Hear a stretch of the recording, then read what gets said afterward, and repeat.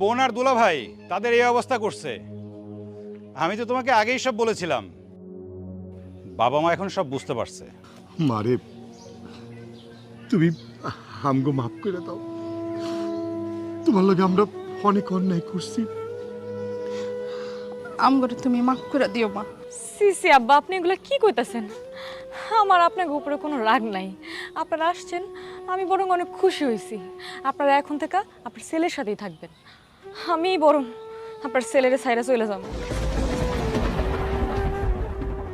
বৌমা, আমরা আসছি, তুমি মনে হয় খুশি হও নাই না? আচ্ছা, তুমি আমার ছেলেরে ছাইরা যাও না। আর যাই হোক, আমরা দরকার হলে চলে যাইতেছি। না না আম্মা, আমার রাগ আপনাদের উপরে না, আমার রাগ তো আপনার ছেলের উপরে, যার জন্য এত কিছু, যারে এত ভালোবাসলাম, সে আমার চোখের সামনে আমার বান্ধবীর সাথে। আমি মুখে এই কথা কইতে পারব না আপনার ছেলে আমার সাথে কি করছে। আমি এখনই চলে যাবো। আয় দাঁড়াও, তোমার বান্ধবী কই? আগে তাকে ডাকো। ডাকতে হবে না।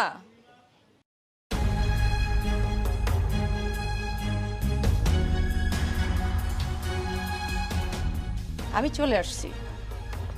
বাবা মা এসেছে, আমি দেখেছি। তাদেরকে আপ্যায়ন করতে হবে সেটা আমি জানি। এই যে শরবত, সবাই মিলে শরবত খান।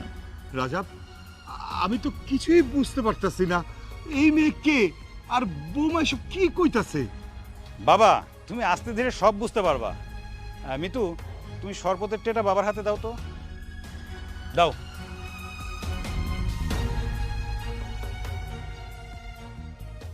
খান দুলাভাই খান, অনেক মজা করে বানিয়েছি। তাই নাকি? তাহলে নাও, শরবতটা তুমিই খাও। আমি? না না, আমি কেন খাবো? আমি তো শরবতটা আপনাদের জন্য বানিয়েছি। খাইতে বলছি, খা। আমি কেন খাবো? আমি খাবো না। খা। কি ব্যাপার, তুমি ওর সাথে এরকম ব্যবহার করতেছো কেন? এই তুমি চুপ করো। এই তোরা শরবত খাইতে বলছি, খা। খা।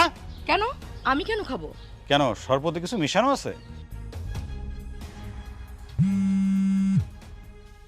ফোন ধর, লাউডে দে। লাউড।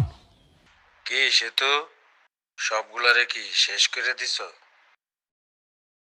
শরবতের ভিতর যে বিষটা মিশাইছ, যতটুকু বিষ অবশিষ্ট আছে আমার জন্য রাইখা দিবা।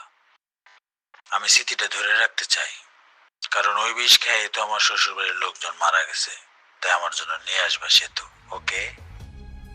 না রে হারামির বাচ্চা, আমরা কেউ বিষ খাই নাই। মিতু, এই মেয়েটা যে ফ্রড সেটা প্রমাণ হয়ে গেছে।